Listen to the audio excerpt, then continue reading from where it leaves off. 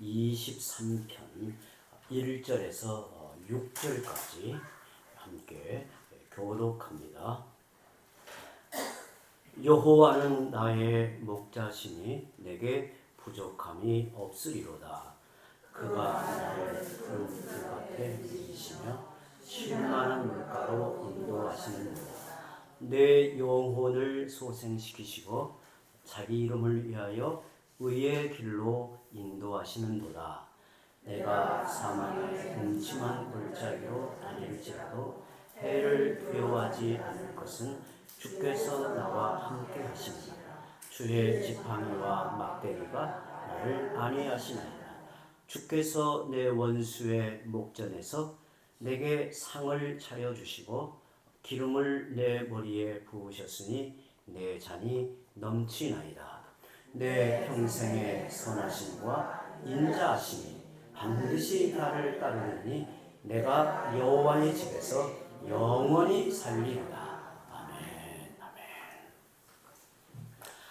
우리가 잘 알고 있는 말씀, 더구나 시편 23편을 우리가 몇 차례에 걸쳐서 살펴볼 때 이번 기회에는 시편 23편을 통해서 하나님을 좀 더 크게 또 하나님을 보다 좀 지금까지 생각해왔던 좀 넓은 관점에서 하나님을 우리가 바라보고 또 여러분에게 좀 부탁을 드린다면 이번 기회에 시편 23편을 암송했으면 좋겠습니다.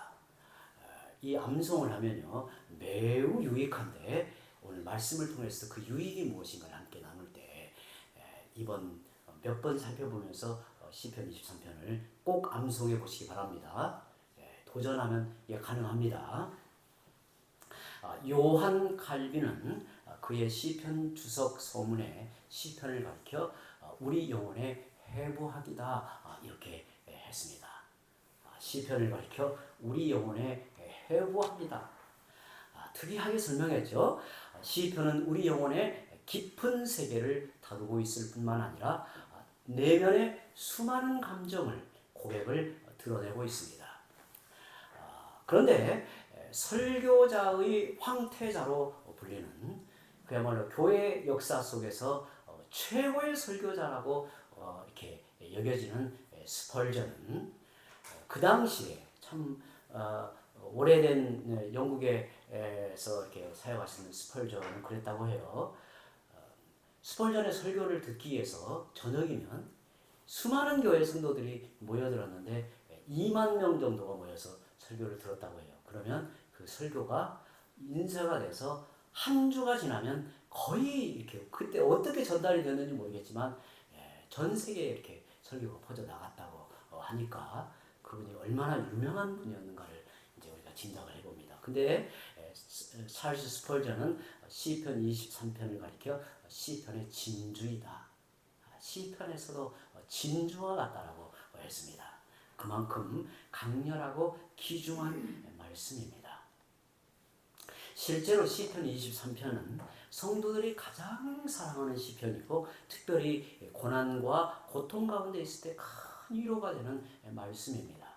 저는 개인적으로 하루를 시작하여 새벽에 일어날 때 침상에서 제일 먼저 하나님을 향한 믿음의 고백을 주로 이 시편 23편을 이용합니다.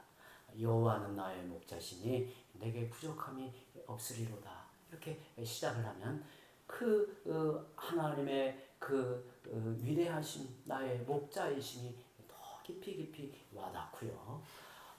정말 특별히 고난 중에 마음이 답답하고 괴로울 때 정말 세상에서 내몰려 낭떠러지에 떨어져 죽을 것 같은 그 위기의 순간에 정말 이 말씀을 묵상하면 시편 23편을 묵상하면 정말 말로 다 할 수 없는 하나님의 그 은혜의 이 음성이 들려와요.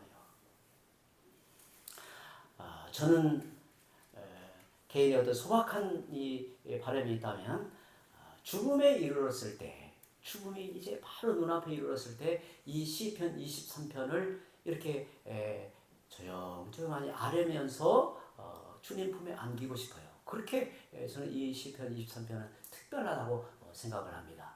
이번 시편 23편을 보면서 우리 성도들도 이러한 어떤 느낌이 이 말씀에 대한 관심이 깊어졌으면 좋겠습니다. 성경은 하나님과 우리의 관계를 말씀하실 때 여러 신뢰의 관계를 통해서 하나님과 우리의 관계를 설명합니다. 예를 들어서 부모와 자녀의 관계, 아버지와 자식의 관계로, 또 남편과 아내의 관계로, 혹은 왕과 백성으로, 그리고 토기장이와 진흙으로 우리의 관계를, 하나님과 우리의 관계를 설명하는데, 시편 23편은 하나님과 우리의 관계를 목자와 양으로 노래를 합니다. 선지자 에스겔도 이와 같은 고백을 하는 말씀이 있습니다. 에스겔 34장 31절에 내 양 곧 내 초장의 양 너희는 사람이요 나는 너희의 하나님이라 주 여호와의 말씀이니라 그랬습니다. 시편 23편의 저자인 다윗은 하나님의 백성을 통치하는 왕이었지만 어린 시절에 그는 아버지 이새의 양을 치는 목동이었습니다. 그러니까 어릴 때 아버지의 그 양을 치는 그 목자로서 그 살아왔기 때문에 이 세계를 잘 안단 말이죠. 누구보다 다윗은 목자와 양의 관계에 대해 잘 알고 있었습니다. 다윗이 이 시편을 언제쯤 썼을까요? 다윗의 인생의 노정에서 언제쯤 썼을까?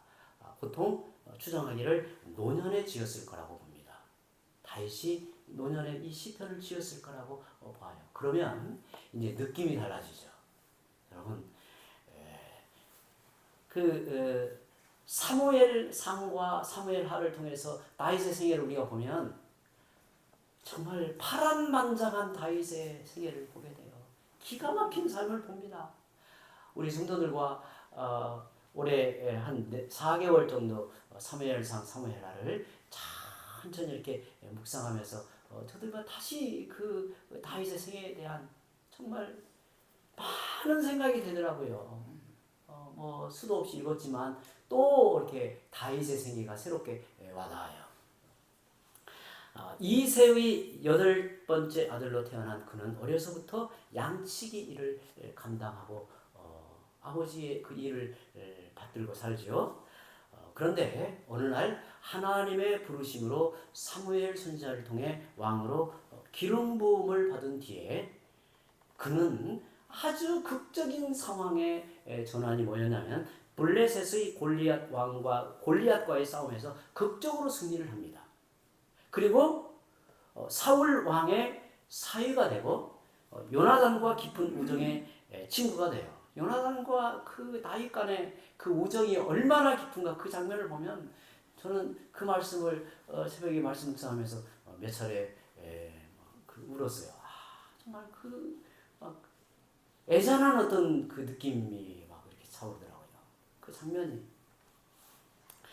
그러나 사울 왕에게 신임을 얻고 승승장구할 줄 알았지만 곧이어 왕의 시기와 질투로 도망자 신세가 되고 가드에까지 망명생활할 정도로 비참한 처지에 내몰립니다.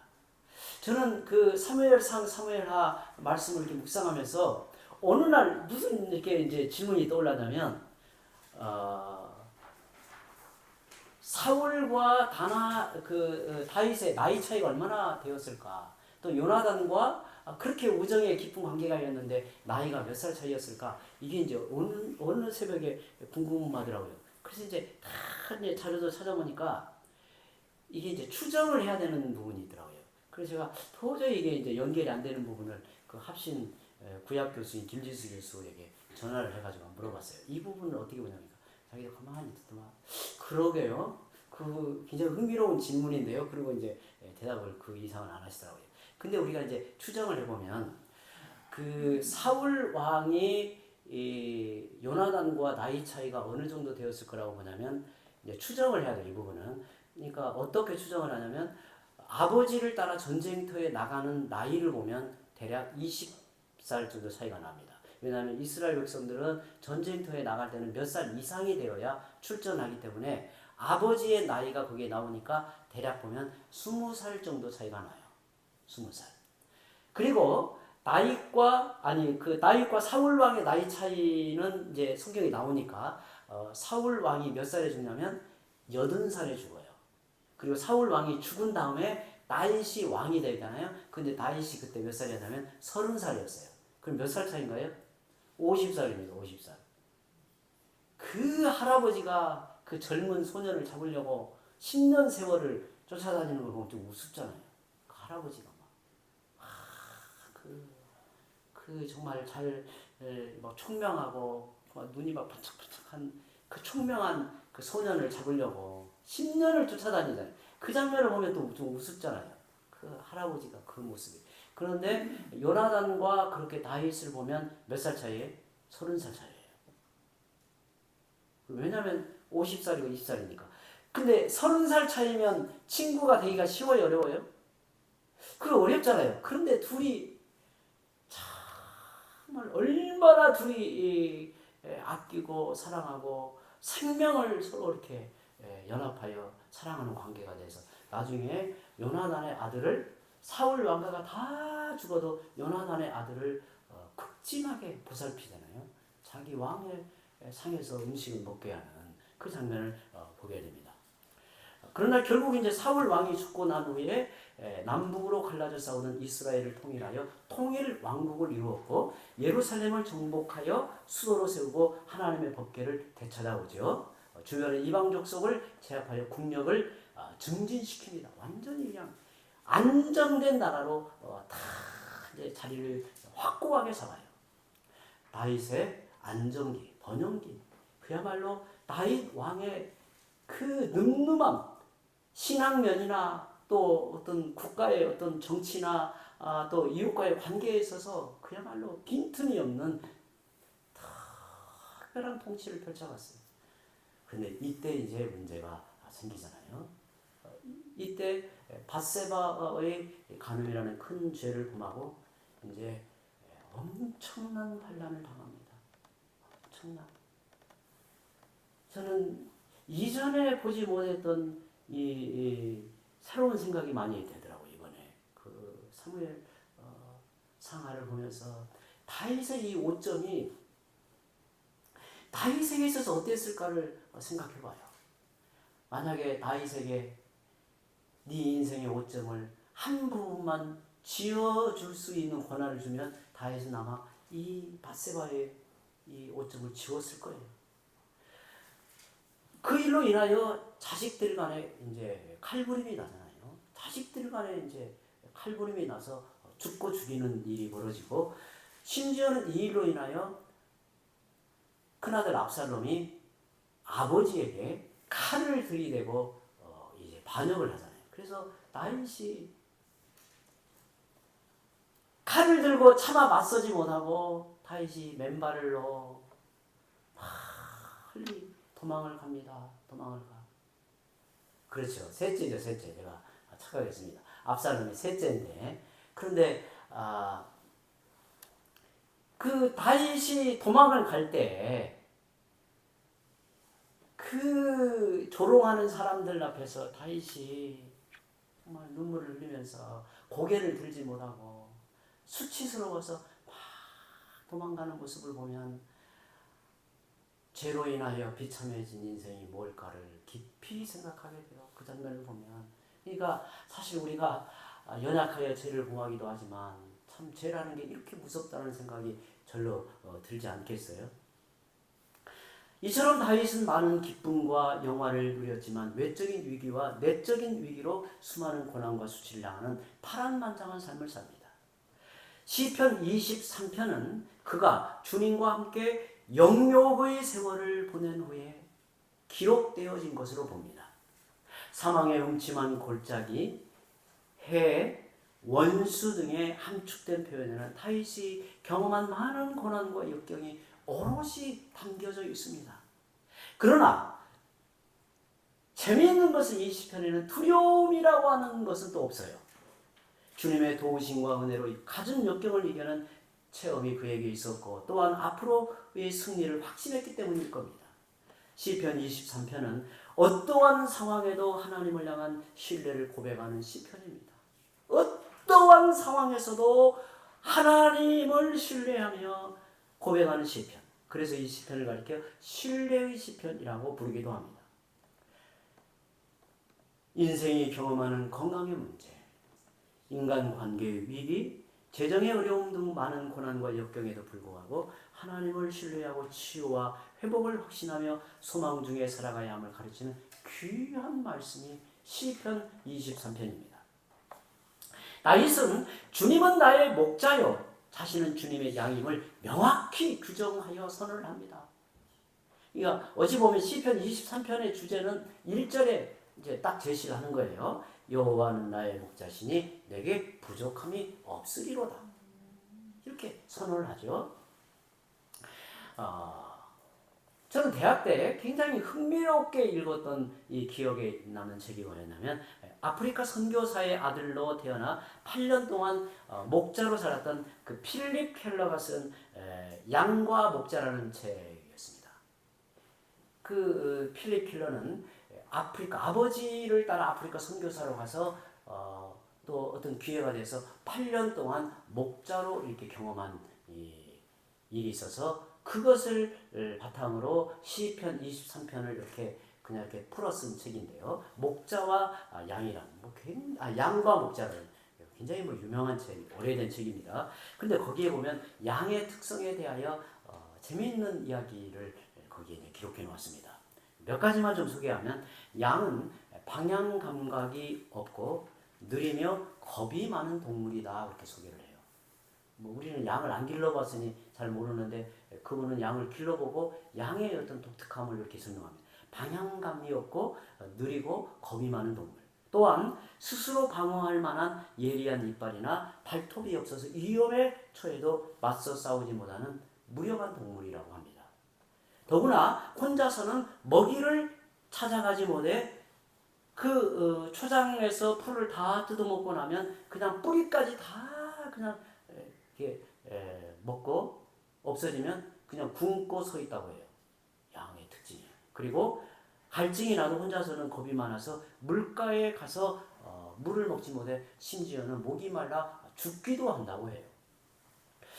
또한 이 양은 의외로 비위생적이라고 합니다. 이 코끝에 이게 이제 숨을 쉬니까 수분이 이렇게 있잖아요. 거기에 쇠파리가 이렇게 이제 알을 낳으면 이제 거기에 이제 벌레가 돼서 이렇게 이제 뚫고 들어간다고 해요. 그래서 그 기생충에 쉽게 감염이 되고 또 지독한 근시에 또 성격이 매우 예민한 동물이라고 합니다. 요약하면 양은 두려움과 소심함, 완고함과 어리석음을 대표하는 동물이라 할 수 있습니다. 이런 이유로 다른 가축보다 더 세심한 주의와 보살핌이 끊임없이 요구되는 정말 목자가 필요한 이 양이라는 거예요. 그런데 재미있는 것은 성경에 200번 이상을 하나님의 백성, 즉 믿는 성도들을 뭐에 비유하냐면 양에 비유하는 거예요. 양에. 가만히 생각하면 믿는 이 우리 성도들의 특징이 양과 비슷한 면이 많다라는 거예요. 양과. 그러지 않나요? 저를 보면 그런 것 같아요.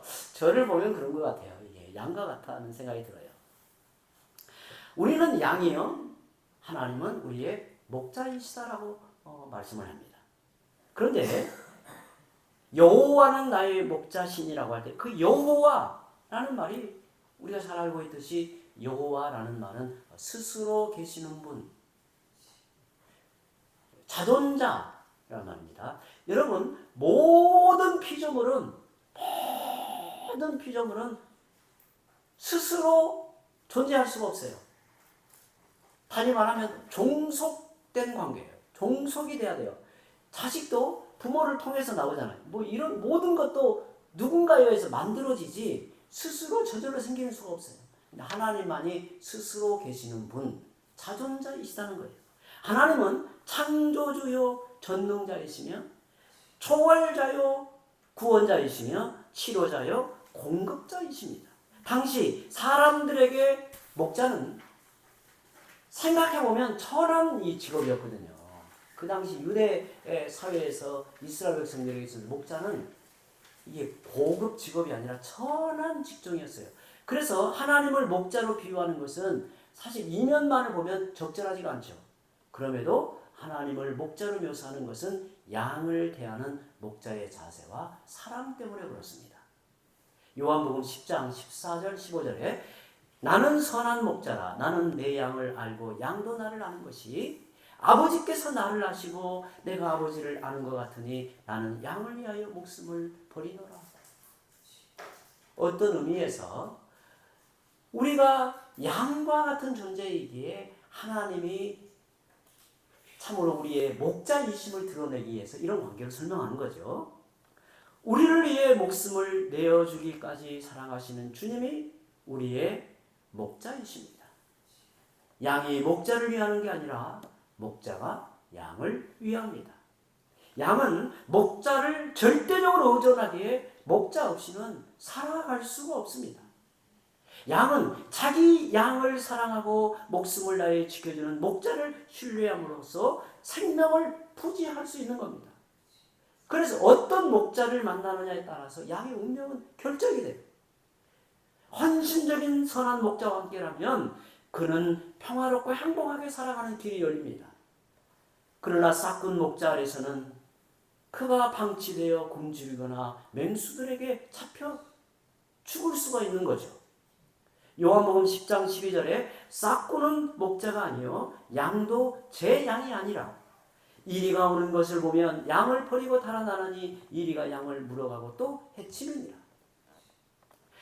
싹군 목자로 인해 양들은 쇠약해지고 병이 들어 만신창이가 되어갑니다. 오늘 우리의 목자는 누구입니까? 혹시 내 스스로 자신을 지키며 살아가는 목자 역할까지 하는 겁니까? 아니면 부모입니까? 배우자입니까? 우리가 양이라면 당연히 주님을 목자로 여기며 의지할 것입니다. 그 외에는 살 길이 없습니다.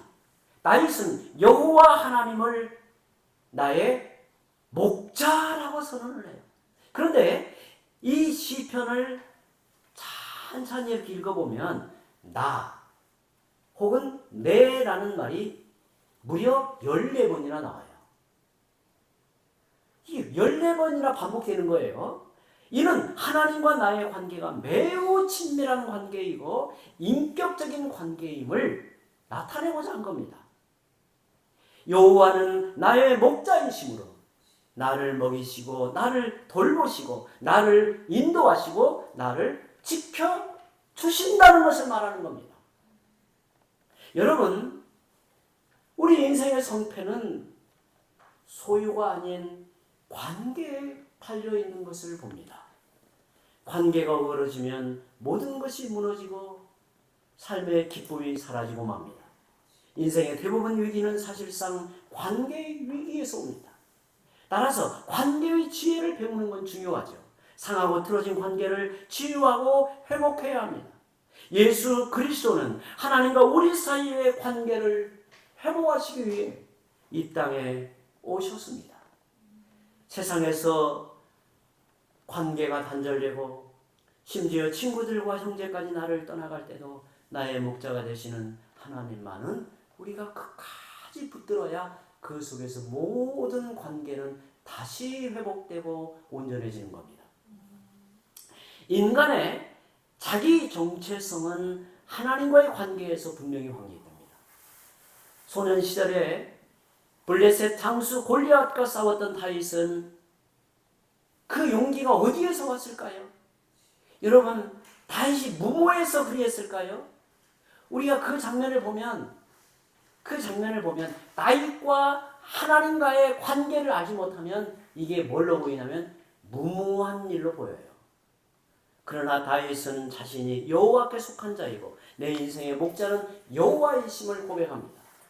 나의 소유나 능력 또는 사람들의 평가를 통해서 자기를 이해한 것이 아니라 하나님과의 관계 속에서 자신이 누구인가를 확신하고 나아간 겁니다. 하나님과의 관계 안에서 내가 누구인가를 확신한 다윗은 형들과 그 사람들의 만류를 뿌리치고 골리앗 앞에 당당히 나아갈 수 있었고 결국 싸움에서 승리했습니다. 저는 그 장면을 볼 때 다윗은 100% 이긴다고 확신하고 나간 거예요. 내가 저 골리앗을 쳐서 무너뜨린다라고 하는 확신이 어느 정도였냐면 100%였단 말이에요. 그 다윗이 그렇게 하고 나간 이유는 뭐냐면 하나님께 속한 인생이다. 하나님을 멸시하고 하나님을 모욕하는 저 골리앗을 쳐서 무찌르는 것은 하나님이 나를 통해서 하실 일이다라고 확신하고 그 자리에 나가는 거예요. 그러니 다윗이 그 골리앗 앞에 나갈 때는 어떻게 나갔어요? 막 달려갔어요. 만약에 그런 마음이 없으면 달려갈 수 있겠어요? 어찌하든지 시간을 좀 벌기 위해서 한 발 한 발 가지만 막 달려가서 그 적절한 이 거리에서 물매를 돌려 던지잖아요. 그 장면을 보면 그래요. 선한 목자를 만난 양들이 그렇듯이 선한 목자이신 하나님과 함께라면 우리는 안전하고 평안하며 승리하는 삶을 살게 됩니다. 여러분, 나의 목자이신 여호와 하나님의 성품과 능력을 그런 의미에서 잘 아는 게 중요합니다. 선한 목자는 자기 양떼를 돌보고 모든 필요를 공급해주는 목자일 것입니다. 하지만 양은 자기 스스로 부족함을 채울 수 없습니다. 그러나 선한 목자만 있다면 모든 부족함이 단번에 해결됩니다. 다윗은 하나님이 우리의 목자이심으로 내게 부족함이 없다라고 고백합니다. 나의 모든 필요와 부족함을 하나님이 채워주시기 때문입니다. 이 고백 속에는 과거에 대한 감사, 현재의 만족, 미래를 향한 기대와 소망이 담겨 있습니다. 한마디로 참 목자이신 여호와 하나님을 향한 절대적인 신뢰를 그렇게 자기 신앙의 고백과 같이 표현하고 있습니다. 그동안 아무런 부족함이 없었고 지금도 부족함이 없고 앞으로도 없을 것이다라는 뜻이에요. 사실 이런 고백을 하며 살아갈 때 진정으로 행복한 인생을 사는 것입니다. 이런 믿음의 고백은 담대한 삶의 용기를 가져옵니다. 나는 의심하지 않겠습니다. 좌절하지 않겠습니다. 나는 요동하지 않겠습니다. 나의 목자, 나의 하나님이 모든 필요를 채워줄 것이기 때문입니다. 여러분, 인간의 욕심이란 좀처럼 만족하기 어렵지요. 만족하지 못하고 끝까지 조금만 더를 구하는 게 인간의 욕심의 본능 아니겠어요? 그러나 하나님을 목자로 모시고 사는 참 신자는 다윗처럼 고백할 수 있습니다. 여호와는 나의 목자라는 말과 내게 부족함이 없다라는 고백은 분리될 수가 없어요. 양이 목자를 신뢰하고 따를 때 목자는 양의 육체적, 정서적, 영적 필요를 적절하게 채워주십니다. 성도 여러분, 주님을 나의 목자로 삼고 굳게 믿고 의지하며 살아가시기를 바랍니다. 하나님을 내 삶의 주인으로 받아들이고 그분의 주권을 인정하십시오. 그리하면 풍성하고 만족한 삶을 누리게 될 것입니다. 완전하신 하나님이 나의 목자가 되시면 내 인생에는 부족함이 없는 겁니다. 물론 살다 보면 현실적인 결핍과 고난을 겪기도 할 것입니다. 그러나 물질의 결핍, 인간관계의 어려움, 건강의 위기 등 현실의 문제들이 오히려 전심으로 하나님을 향하게 합니다. 이때가 바로 하나님을 나의 목자로 만날 때입니다. 목마르고 배고픈 양이, 맹수들의 습격을 받은 양이 목자에게 피하여 의지하듯이 인생의 고난과 결핍을 경험할 때마다 나의 목자이신 하나님을 바라보고 의지하십시오. 우리는 우리의 삶을 이끌어 주시고 우리의 필요를 공급해 주시고 위험과 어려움에 처할 때 우리를 보호해 주실 하나님, 영원한 본향의 목적지까지 안전하게 데려다 주실 목자인 하나님을 의지해야 합니다. 목자는 양들의 길이며 생명이기 때문입니다. 이제 말씀을 맺습니다. 그러면 어떻게 해야 목자이신 주님의 양으로 살아갈 수 있을까요? 목자는 자기 양의 귀에 표시를 하거나 몸에 색을 칠하여 소유권을 표시했다고 합니다. 외적으로 드러난 신앙생활의 표시도 중요하지만 먼저 우리 마음과 영혼에 주님의 표식이 새겨지는 게 중요하죠. 첫째로 마음으로 주님이 내 목자이심을 고백하며 인정하십시오. 하루를 시작할 때 그리고 여러분의 삶의 모든 시간 속에 여호와는 나의 목자시니 이 한마디를 떠올릴 수 있다면 크게 복된 인생이 아니겠습니까? 여러분 이게 외워지기 어렵나요? 여호와는 나의 목자시니 한번 따라서 해볼까요? 여호와는 나의 목자시니 여호와는 나의 목자시니 여러분 이 시편을 여호와는 나의 목자시니 그러면 이 시편의 내용을 지금 다 암기하는 내용으로 받아들여지는 것. 여호와는 나의 목자시니 내게 부족함이 없으리로다라고 고백하며 사는 겁니다. 다시 말해 내 삶의 주인은 다른 어떤 것도 아닌 하나님이심을 인정하고 확신해야 합니다. 즉 나의 미래, 인생 외의 일의 업무와 성패, 소유, 건강 등 삶의 전 영역을 하나님께 맡기며 살아가는 겁니다. 둘째로 양이 목자의 음성을 듣고 따르듯이 우리도 하나님의 음성에 귀를 기울이고 그 뜻을 따르겠다고 다짐해야 합니다. 어떤 인생길이든 주님의 인도하심에 순종하며 나아가는 결단이 필요합니다. 이런 결단과 다짐이 있을 때 주님은 나의 목자가 되시며 나의 필요를 부족함 없이 채워 주실 것입니다. 함께 기도합니다.